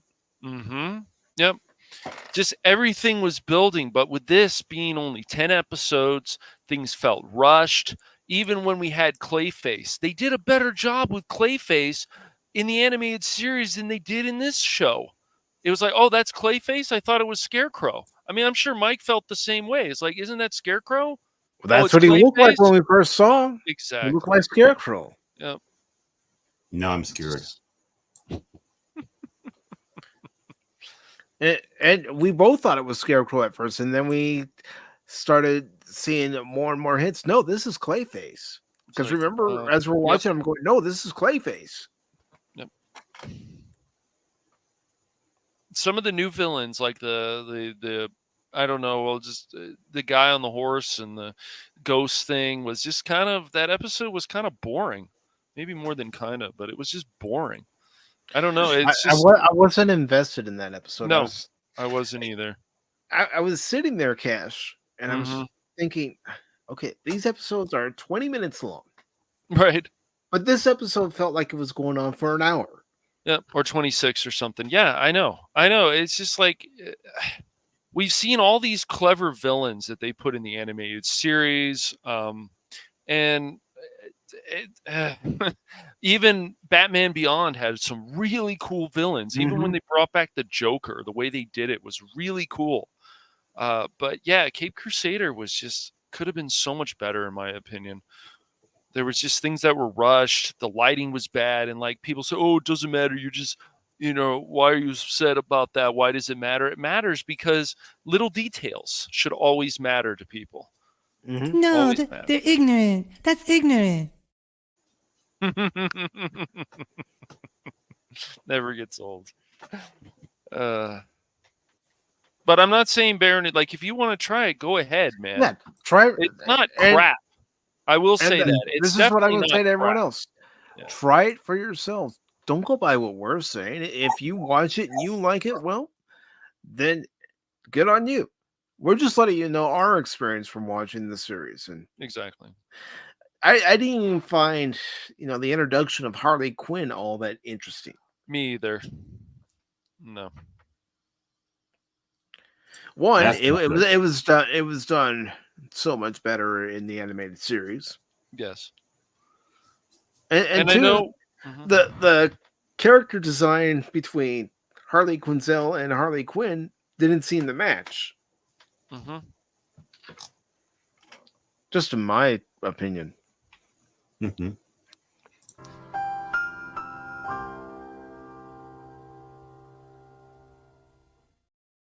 We haven't played that one for a while. Sure. No. But we are going to move on to this story from Cosmic Book News. If you'd like to read it, Baron, go ahead. If you don't, I'll go ahead and read it. Yeah, I mean, I was trying to give a hint there, but 3 hours later. Yeah, we're here. Okay. So, there's something in your nose there. Let's take care of that there. Okay. Okay, so this is from Cosmic Book News. Is byline by Matt Glowin. And it well, it says 4 minutes ago. I doubt that. Marvel Studio fired woke producers after Phase 4 failure, claims rumor. So we have a source who has a source that's working in the studio who has a source. So, we're like take Robert this with huge grains of salt, folks. Yes, please do. Yeah. Because, you just might walk away saying this. That's the dumbest thing I've ever heard. Or maybe... That's right. I said, I ain't giving you no $350, you goddamn Loch Ness monster. Get your own goddamn money. I gave him a... Why does it look like she's like trying to twerk while uber constipated? I don't know. Rumors say Kevin Feige has cleaned house and eliminated the activist creatives at Marvel. Just a second. I think this is kind of important to put in there. I call bullshit. A major rumor claims that Kevin Feige and Marvel Studios have fired their incompetent, woke creatives and producers following the massive failures of Phase 4. Now, it's known as of late the MCU movies have suffered their worst performances at the box office, which includes The Marvels, the lowest performing MCU and superhero movie of all times.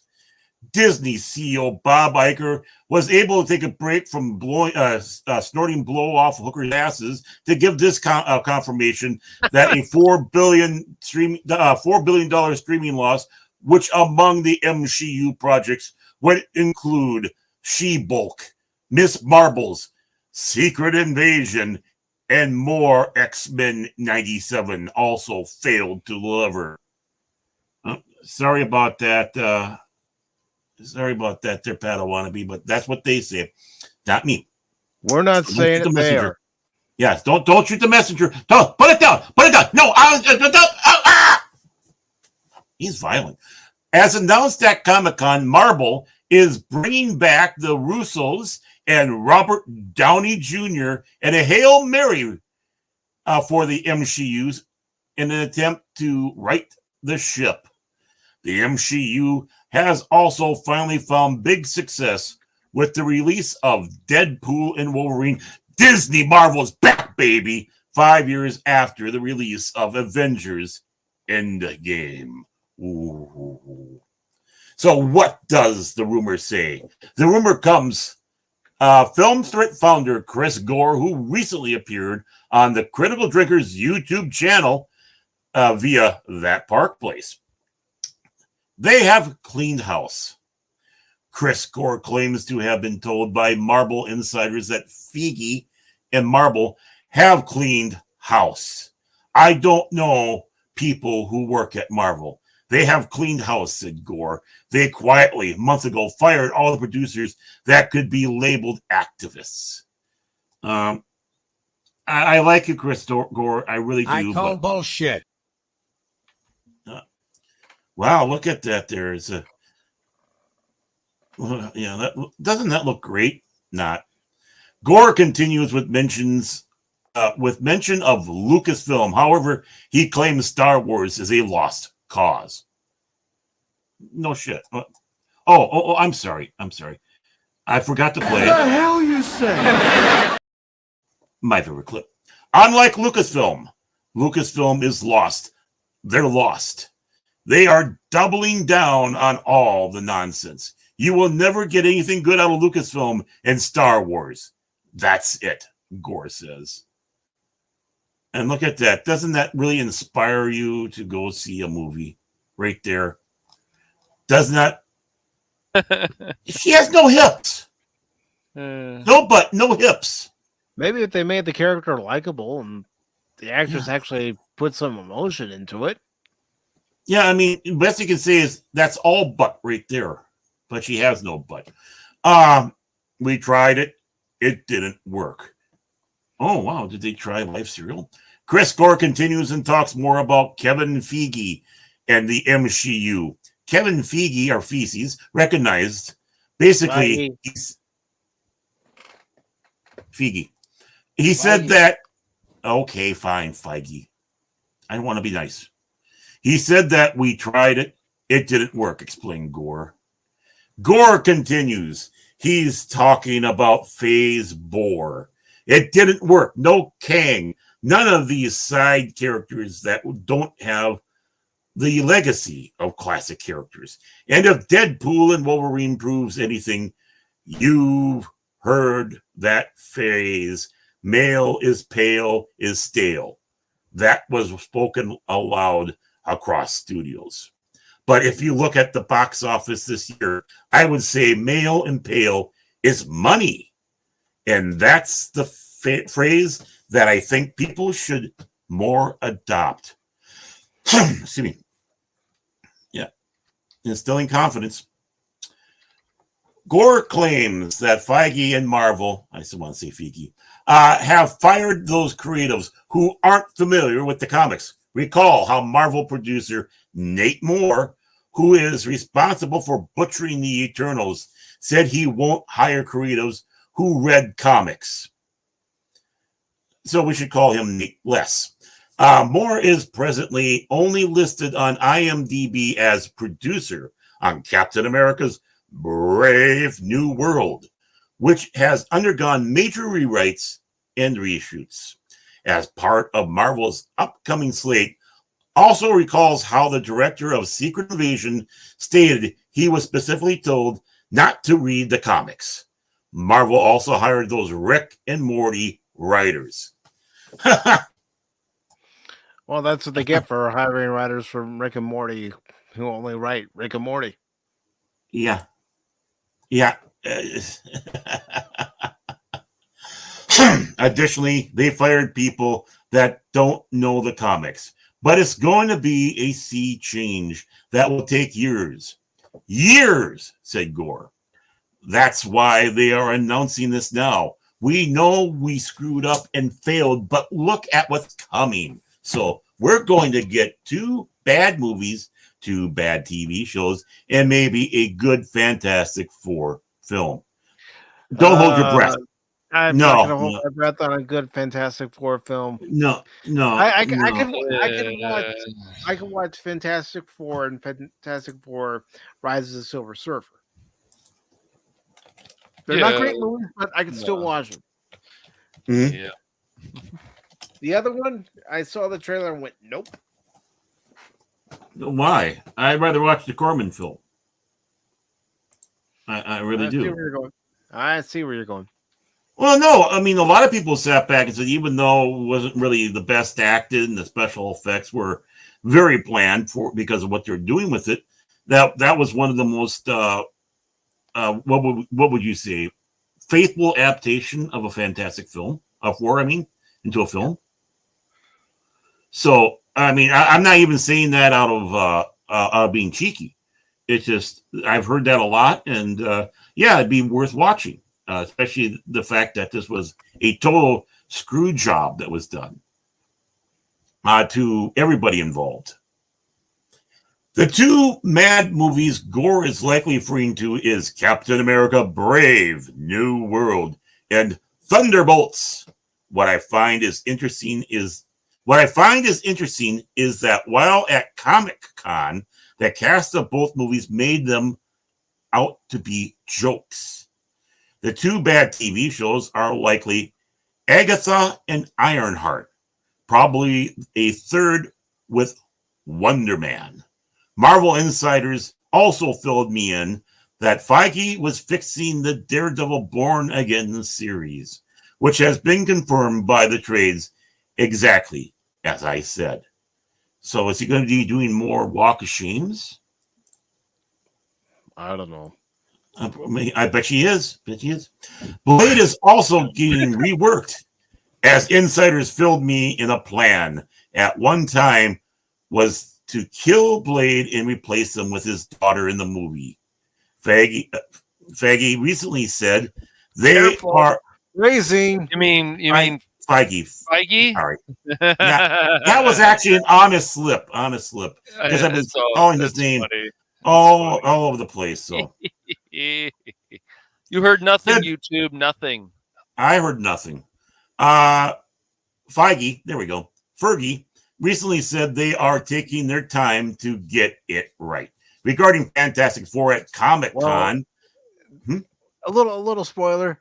There's only one blade. There's only going to be one blade. Yep. Regarding Fantastic Four at Comic-Con, I was told by insiders it's also gotten reworked. I was also told the female Silver Surfer they are using in the film gets killed off right away. How misogynist. So, wow.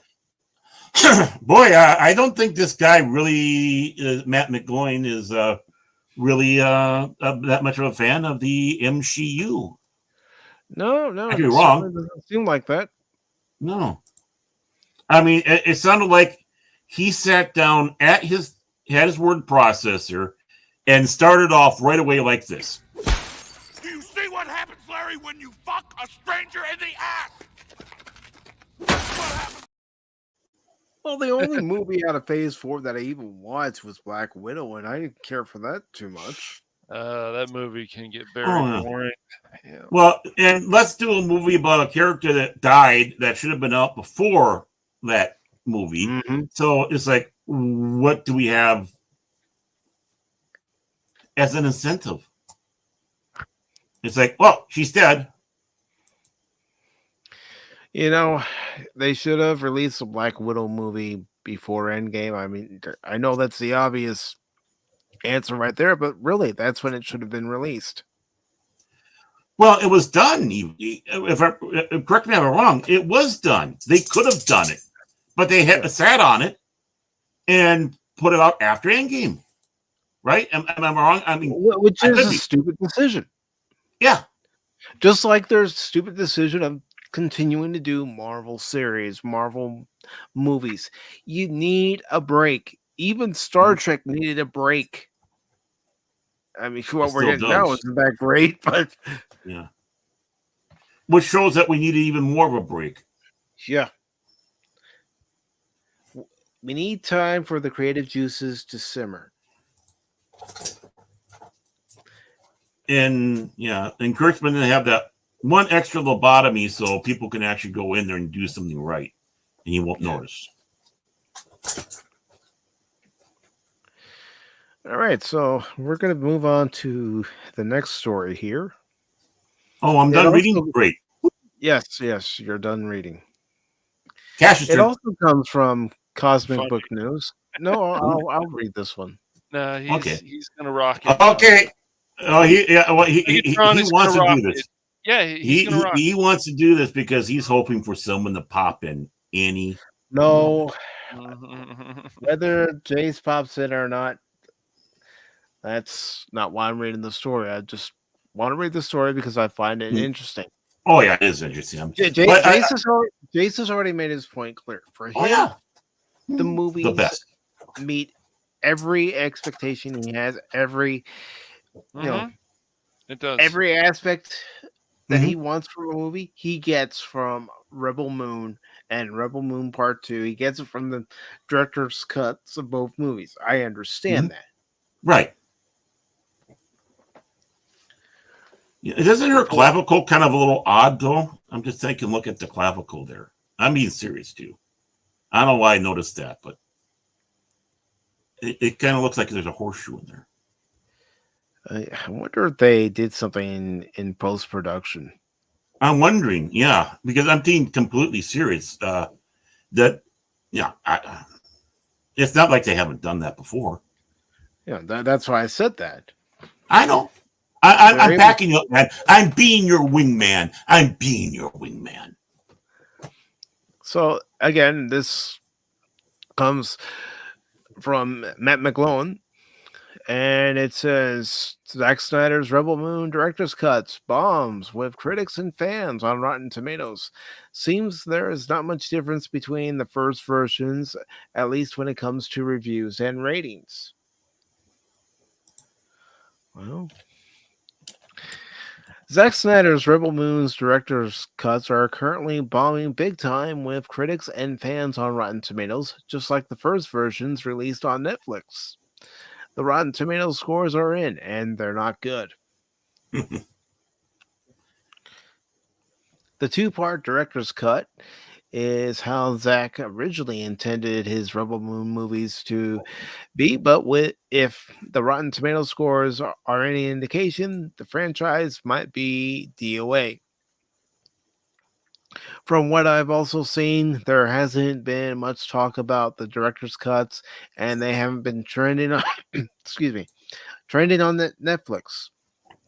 They also happen to be recommended to me by Netflix way down the queue, as opposed to how Netflix started everyone's Netflix landing page with the first Rebel Moon. And there you see it.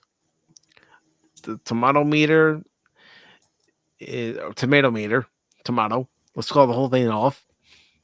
I am At 25%, and audience 66%.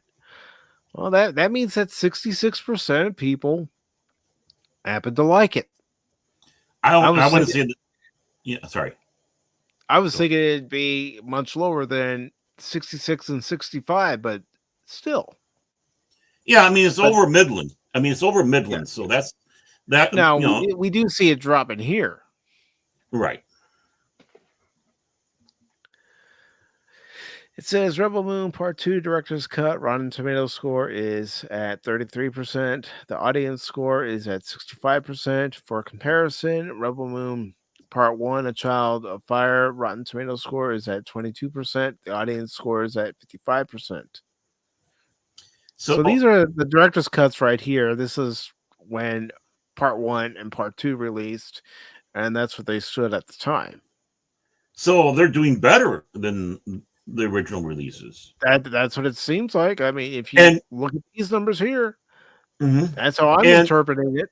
Yeah, and the loss is just 1 percentage point. One. Not a huge one like that, going from 56 to 48. Yeah. I'm going to keep saying it, that the thing that hurt Rebel Moon Part 2 for me was the slow motion. And that it took over an hour for the story to finally get going.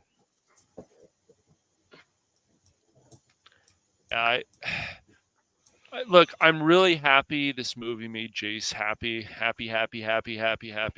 But no, really, it did. But people are very divided on this. My problem with this, same as Mike's, I know that for sure, is that Part 2 was like, okay, when are we going to start getting to something more interesting after an hour?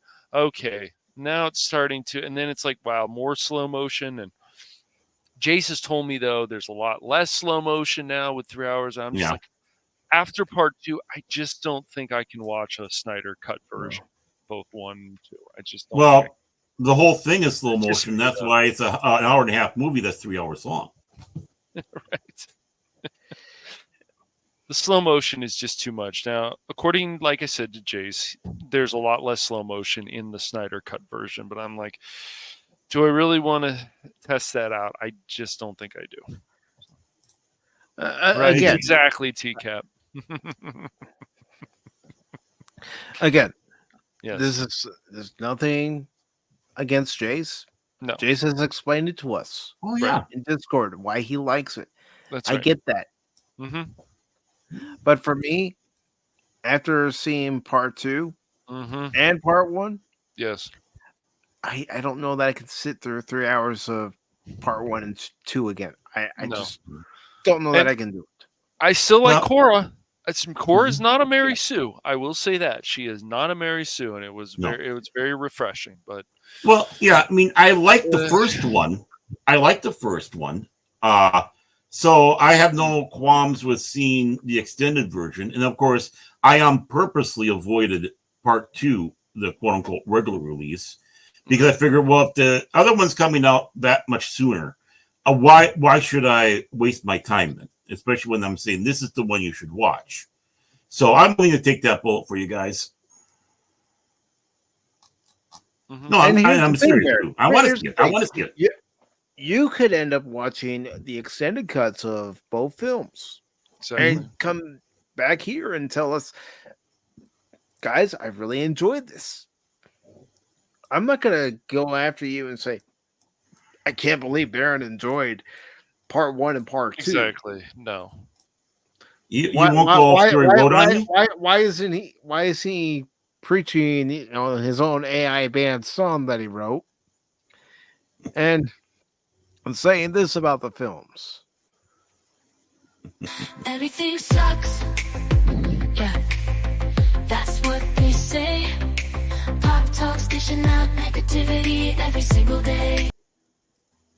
Well, you know what'll happen. I come back and I actually like it. I think it's good. I'm going to tell both of you on air, you should get on your knees and beg forgiveness from Chase. Beg. We're sorry, Chase. We'll never doubt you again. No, but seriously. Yeah. You come on here and you tell us that you liked it, and you tell us why you liked it. I'm Right. not going to shame you for it. Exactly. No, and that's going to be just it too. I'll explain why. Either way, if I like it or not, and this is the reason why I like it. This is the reason I don't like it. It could be both. Talking about that. Well, this is the good stuff. This was the stuff that I didn't think was good, or whatever. But you know what? At least I'm just not going to sit back and say it sucks. Leave us at that. No, I'll give you a reason why I thought so. Yeah, that's why it's. That's why it's funny, because people will be like, "Do you guys like anything?" Of course we do, but what do you think? We've been around a while. Of course we're going to be critical. You should always be critical about stuff, even stuff you love. You should. Well, yeah. I mean, I'm critical about my baseball team when they don't make certain moves. Exactly. I don't want to hear about your team.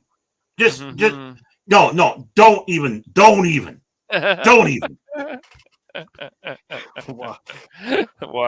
Wow. The Twins and Cubs played a 3-game series. The Cubs ended up taking 2 out of 3 from the Twins, and it's a series that could have gone either way. Baron.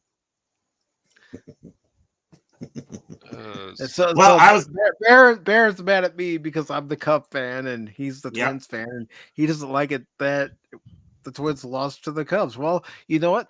They can play their doubleheader starting on Friday. I think they're playing the Guardians. Sorry, I still call them Indians. I still call whatever you want. Who cares, man? They're Indians. Guardians is a stupid name, anyways. Dumbest name. Only thing dumber is calling the team the Wild. I mean, I do. I still call them that because when somebody asks me, so what do you think of the 2016 World Series? I'm not going to call them the Cleveland Guardians. Yes. They weren't the Cleveland Guardians in 2016. They were the Cleveland Indians. So I'm going to say, yeah, for a while there, I thought the Cleveland Indians were going to win the World Series in 2016. And then the Cubs came back and won in my lifetime. They did? No. 2-8. 2-8. But no, 8-2. 8-2. Ian Happ with a 2-run home run to right field in the bottom of the 4th. Then the Cubs would tack on a few more runs. See, you got me in that box score, Look at what you've done, Baron. What have you done? Yeah, but the Twins are 63-50, while the Cubs are 57-60. So there, you can't take that away. Okay, you guys have the better record. I'll give you that. Have. But I said you guys have the better record. I'll give you that. I can't believe Baron even watched baseball recently. What is going on? No, I didn't watch it. I just saw this. No, because he follows me on X, and I follow the Cubs. Geez. He sees that, and then he clicks onto it and goes, "Man, I really wanted to rub it in my face." Baseball be very, very, very good to me. Yeah. That's actually, I got it off the MSN feed thing. You have that on the bottom there, and they pop things up. Games, man. Don't you want to watch some of baseball? Look, it's still pretty exciting. Yes, I will say it's been tainted, Baron. I'm not going to lie to you about that, but it's still pretty exciting, man. It's really hard for me to get into. It's really hard for me to get into professional baseball. I hate to say, I wish I could, but it's just all the shenanigans that you do. There's been shenanigans. Mike and I will not lie to you about that. Mm-hmm. And, oh yeah, and baseball lost one of the most important people they had, and okay. I had a feeling this would come up. that is not the same Billy Bean who was the general manager of the A's. I know. And then became the president of the A's organization. Right. That's a completely different Billy Bean. Person. Yes. Unfortunately, this particular Billy Bean passed away from cancer. Mm-hmm. Right. He did. No. The Billy Bean who was associated with the Oakland A's and also the movie Moneyball is still alive and well. Yes. Yep. But this Billy Bean was the one that was involved with all the DEI crap that we've been suffering from in baseball, because he had to come out loud and proud and just be. Yeah, but Baron, I'm not going to shame the man when the man was suffering cancer and I know he's. Yeah, I mean, no, I'm just sitting back saying on that part there. But yeah, I mean, I don't want to see anybody die. I'd rather him lose that job another way where he's still breathing. You know what I mean? Mm-hmm. But it's sad. It is sad. And cancer sucks. It does. Well, it took out our favorite nurse on Next Generation. Mm-hmm. It took out her sister, who was married to Senator Eman, or Emoe, or how you pronounce his name. And when she was 71, so she was 1 year older, because Patty was 70. I mean, you just kind of take a look at all this and boom, yeah, it's starting to rear its ugly little head again. It is. It really is. There's still no cure for it either. No. And what do I think of Shohei Ohtani? I mean, he puts butts in the seats. Mm-hmm. He's a good ball player. He's a good two-way player. Really good player. Yes. Mm-hmm. Does he have a new translator? Yes, he does. Yes. They so far everything he's been found clean, but as I said, in baseball, I would hope nothing else comes of it, but it's kind of weird because it's like, are you sure you didn't really know anything about it, Ohtani? So yeah, even as a Dodger fan, it's good to question. Yeah, I know. I got my little suspicions, but I tell you what, in Japan, he's a big something over there, and everyone changes their jerseys when he changes the team. Let's just put it that way. They're proud of their own. He's a huge deal, just like Hideo Nomo was a huge deal. Mm-hmm. I mean, heck, there are even fans that are excited about Shota Imanaga, who pitches for the Cubs, and also Seiya Suzuki, because the Cubs are going to be opening next season in Japan. Mm-hmm. So, and honestly, without Imanaga, I don't know where the Cubs record would be. Mm-hmm. Yeah. Oh, I know. Yeah. He's quite a pitcher too. I mean, it's baseball's weird. I mean, you look at all the standings right now. Now we sound like we're back on the box score again, but it's Barron's fault. I blame Barron. Barron. Yeah. Don't talk. I'm still mad about the Cubs. That's fine. That's fine. No, like I said, when it comes around the National League, I like the Cubs too. So you know what, Baron? They won. You know what, Baron? Lighten up, Francis. Hey, I'm lighter than you, man. I'm not than you. What you talking about? Come on, man. Come on, man. It's not a liquid. It's a great many pieces of solid matter that form a hard floor-like surface.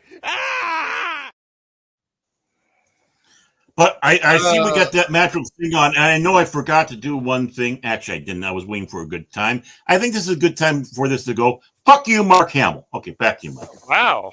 Okay. Well, that came out of nowhere. Yeah. It certainly did. But wow.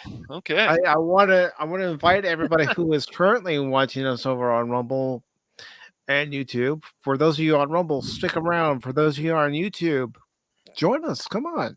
come over and join us. We got an article from that park place that we are going to talk about that we didn't have time to talk about on the YouTube side.